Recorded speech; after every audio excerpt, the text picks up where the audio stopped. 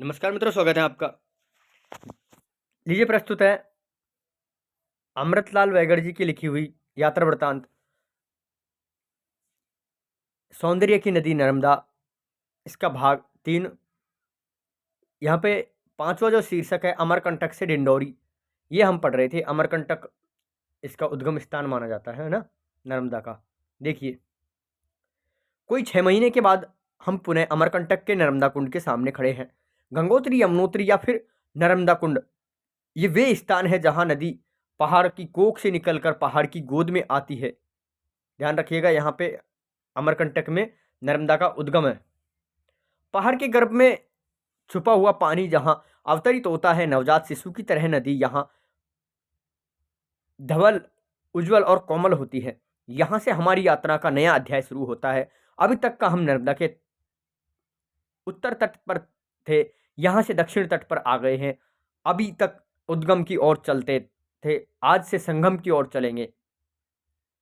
कोई 2 घंटे के बाद कपिल धारा पहुंचे। अधिकांश परकम्मावासी यहाँ से सड़क पकड़कर कबीर चौरा होते हुए डिंडोरी निकल जाते हैं, लेकिन हमें तो नर्मदा के किनारे किनारे ही जाना था। पर कपिल धारा के सामने की गहरी घाटी को देखकर ठिठक कर खड़े हो गए। वहां से कोई नहीं आता जाता। वहां पगडंडी तो क्या, पगडंडी की चुटकियां तक नहीं थी। बहुत चिरौरी करने पर भी कोई हमारे साथ आने को तैयार न हुआ। उल्टे डरा दिया कि गर्मी के दिन सांप बिच्छू नदी के किनारे आ जाते हैं। यहाँ से वहां जाने से खतरा खाली नहीं है, यहाँ से जाना खतरे से खाली नहीं है। सामने की गहरी घाटी को देखकर वैसे ही डर लग गया था, लोगों ने और डरा दिया। लेकिन जाएंगे तो नर्मदा के संग संग, इसी घाटी में चाहे जो हो, रक्षा करना मां। एन कपिल धारा से नीचे उतरना संभव नहीं था। थोड़ा आगे बढ़कर नीचे उतरे। प्रपात के आसपास मधुमक्खी के सैकड़ों छत्तों को देखकर बड़ा ताज्जुब हुआ। दीपावली के समय एक भी छत्ता नहीं था। मधुमक्खियों को गर्मी में शायद यहाँ की ठंडक भाती हो। दूध धारा से नीचे उतरे, चट्टानों पर धीरे धीरे आगे बढ़ रहे थे कि कहीं कहीं तो समझ में नहीं आता था कि कहां से कहां बढ़े। गिरते पड़ते, चढ़ते उतरते चप्पा चप्पा आगे बढ़ रहे थे। थक जाते तो बैठ लेते, फिर तुरंत चल देते। इस सुनसान घाटी में हम अनावश्यक विलंबित नहीं करना चाहते थे। विलंब नर्मदा भी नहीं चाहती थी। तेज गति से कूदती दौड़ती नीचे उतर रही थी अमरकंटक। कोई बड़ा पहाड़ नहीं।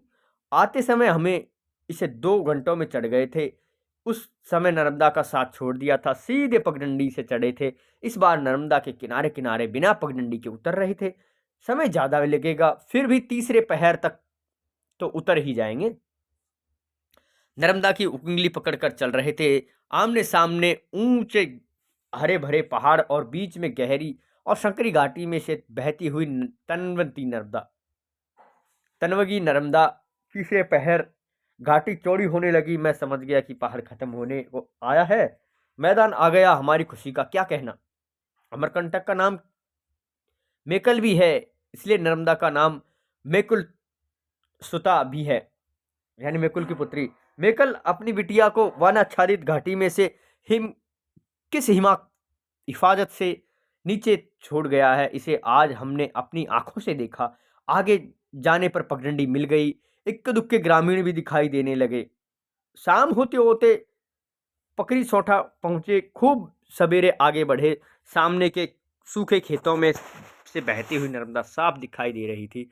अभी तक तंग घाटी के घने साल वन में नर्मदा छुपी थी, मुश्किल से ही नजर आती थी, लेकिन यहाँ से वह दूर से भी साफ साफ दिखाई देती है। नर्मदा का जन्म मानो गौरैया की तरह हुआ हो। ऊपर के कुंड में घोंसलों में अंडे की तरह अवतरित हुई है। अंडे में से भी बाहर वहां यहाँ नीचे निकलती है। आगे एक पेड़ की छाया में भोजन बनाने बैठे। पास में फिरंगी गांव है। वहां एक ग्रामीण नहाने आया वहां का एक ग्रामीण नहाने आया। हमारे बारे में जानकर बहुत खुश हुआ। कहने लगा, गुरुजी, हमारे गांव में अखंड कीर्तन हो रहा है, जरूर आइए, मेरे घर पर ही ठहरिए। ठीक है, देखिए, मिल ही जाता है कोई ना कोई तो, है ना। आगे उसके घर पहुंचे। पड़ोस में अखंड कीर्तन चल रहा था। दूसरे दिन आम का विवाह था, तो वहाँ 2 दिन रह गए। उसके पड़ोसी ने घर के आंगन में आम का पेड़ लगाया था। 2 साल उसमें आम लग रहे थे, लेकिन जब तक वह उस पेड़ का विवाह नहीं कर देगा तब तक उसके फल नहीं खा सकता। ऐसा रिवाज है यहाँ। सो चमेली की बेल के साथ आम का विवाह रचाया है। होता है मित्रों, बड़े वृक्ष जो होते हैं उनका विवाह इसीलिए होता है क्योंकि उन्हें ऐसा माना जाता है कि वो हमारी संतान की तरह है, और उन्हें शादी करने के बाद में ऐसा माना जाता है कि वो अपने स्थान पर विराज रहेंगे और हमें सुख शांति का फल देंगे। अब पीपल का भी विवाह किया जाता है हमारे गांव की साइड में।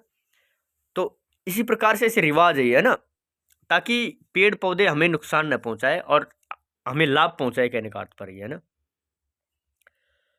ओके, पंडित जी आए, विधिवत विवाह हो गया। हम सब रसपूर्वक देखते रहे। गांव के कठोर जीवन में ऐसा अनुष्ठान रस घोलते हैं। ठीक है, ये आगे देखिए। गारममट्टा में टोपी कोटवार के घर रहे। गांव में एक जगह शादी हो रही थी, हम भी शामिल हुए। भावरे पड़ रही थी। भावरे मतलब फेरे पड़ रहे थे ना, भावरिया बोलते हैं, भावरे बोलते हैं उनको। सभी ने दूल्हा दुल्हन के पैर पूजे, मैंने भी पूजे। दुल्हन के हाथ में 2 रुपये रखे तो तलेल का मच गया। सभी दस्ती दस्ती दो दे रहे थे। दस्ती दस्ती जो दे रहे थे मतलब कन्यादान जो होता है ना, वो पैसे नहीं दिए होंगे उस समय, पैसा हो रहा होगा। गरीबी स्थिति में ऐसा होता है। एक मजे की बात यह है थी कि यह लड़की का नहीं, लड़के का घर था। यहाँ 4 भावरे लड़की के घर पड़ती है, 3 लड़के के घर। अच्छा जी, ऐसे रिवाज है। 4 और 3 7 फेरे हुए ना। यहाँ से चलने पर नर्मदा का एक प्रपात देखने मिला।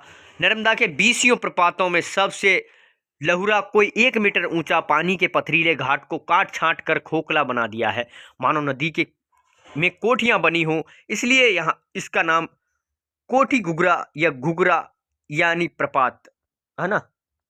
श्रीहीन धरती पर से आगे बढ़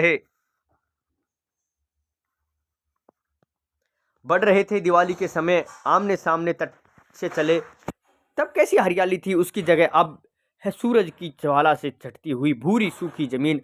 छाया के लिए कहीं पेड़ तक नहीं, डिंडोरी तक ऐसा ही उजाड़ रहेगा। इसलिए बड़े सवेरे चल दिए थे और 9-10 बजे जो गांव आ जाता वहां ठहर जाते।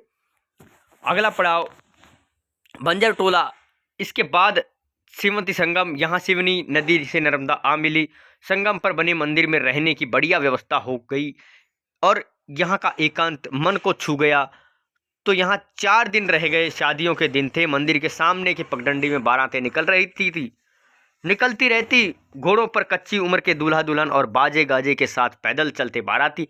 एक एक बारात तो उस पार चली गई थी, लेकिन अल्हड़ किशोरी दुल्हन नर्मदा के शीतल जल को पाकर लगी उसके साथ खिलवाड़ करने। वह भूल गई थी कि वह दुल्हन है।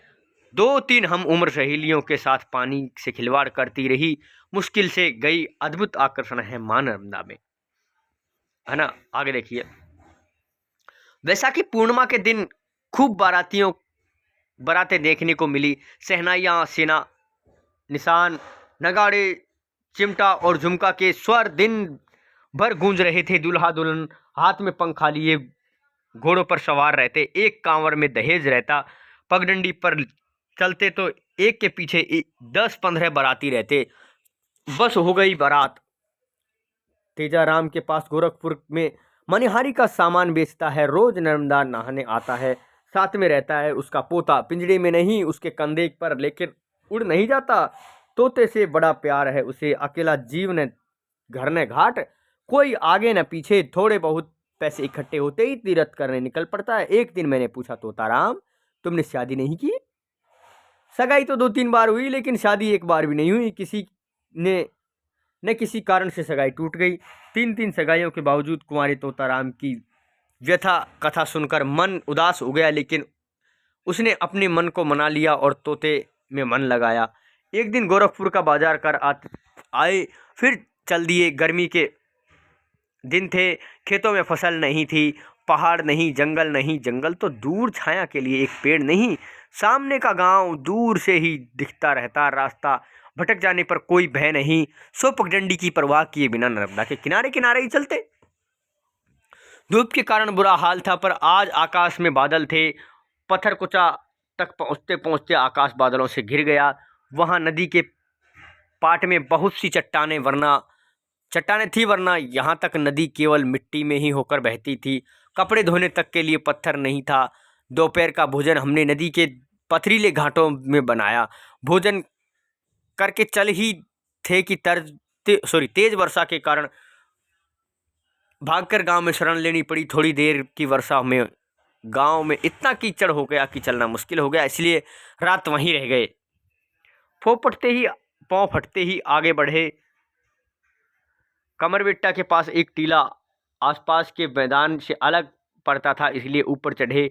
वह छोटे छोटे नाना आकार के सैकड़ों त्रिशूल जमीन में पड़े थे, इसलिए कई बड़े बड़े कलात्मक, जैसे तन में डंगाल और डंगाल से टहनी निकलती है, उसी प्रकार त्रिशूल में छोटे छोटे, उसमें छोटे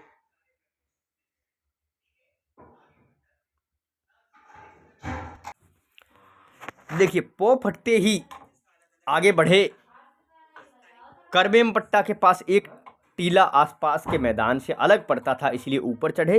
वहाँ छोटे बड़े नाना आकार प्रकार के सैकड़ों त्रिशूल जमीन में पड़े थे या गड़े थे, मान लीजिए, इसमें थोड़ा मिसप्रिंट हो रहा है ना।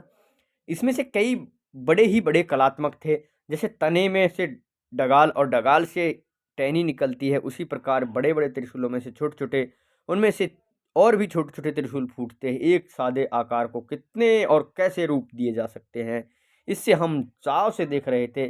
कभी यह स्थान तांत्रिकों का अड्डा रहा होगा, अब उजाड़ हो गया। जानते हैं तांत्रिक आप? तांत्रिक मतलब जो तंत्र विद्या वगैरह करते हैं ना, वो। आगे लिखनी है, एक वृद्धा के पसीने के लिए पानी मांगा तो लिखनी जगह का नाम है ना। पानी मांगा तो उसने कहा, आओ बेटा पानी देती हूँ, लेकिन ऐसा करो रोटी खाकर पानी पियो। धूप में से आ रहे हो, खाना खाकर पानी पियोगे तो ठीक रहेगा। माँ जैसे बच्चों को फुसलाती है, दुलाती है, बिल्कुल वही वह उसके नेह को टाल नहीं सके। वह रोटियां ले आई, उस पर शक्कर रखी थी। लो खा लो बेटा। कैसी तृप्ति का भाव था उसके चेहरे पर। अगला पड़ाव मझियार, फिर गौतमी संगम, फिर लक्ष्मण मड़वा से एक साध्वी रहती थी उसमें। मैंने उनसे कहा कि नौकरी के कारण पूरी परिक्रमा एक साथ नहीं कर सकता, छुट्टियों में थोड़े थोड़े करके करता हूँ। तो उन्होंने कहा, बेटा बूंदी का लड्डू पूरा खाओ तो मीठा लगता है, और चूरा खाओ तो मीठा लगता है, इसका दुख न करना। दोपहर में ही डिंडोरी पहुंचे। डिंडोरी बड़ा कस्बा है। यहाँ नर्मदा पार करने वाले ग्रामीणों का क्रम अबाध गति से चलता है। सिर पर गठड़ी या कंधे पर कांवड़ लिए पुरुष तथा सिर पर लकड़ी का गट्ठर और पीठ पर बच्चे को बांधे स्त्रियां पहले नर्मदा मैया की जय बोलकर प्रणाम करती है, फिर नदी में उतरती है। फिसलन और तेज प्रवाह के कारण बड़ी सावधानी बरतनी पड़ती है। मुख्य धारा आने पर सभी चौकस और चौकन्ने हो जाते हैं। सदे हुए पौधों में से एक दूसरे की बाह पकड़कर धीरे धीरे बढ़ते हैं। कैसा रोमांच है इसमें। यह दृश्य मुझे मगन रखता है। 3 दिन तक यही देखते रहे, फिर आ गए अमरकंटक से डिंडोरी तक की यात्रा। यह यात्रा सबसे कठिन होनी चाहिए थी, लेकिन सबसे आसान थी।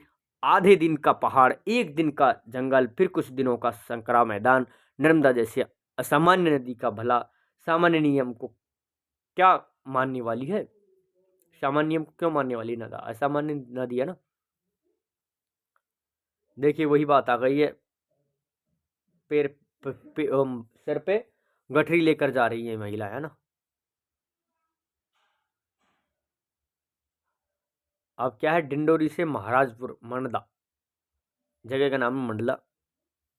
यहाँ से हम पढ़ेंगे अगले भाग में।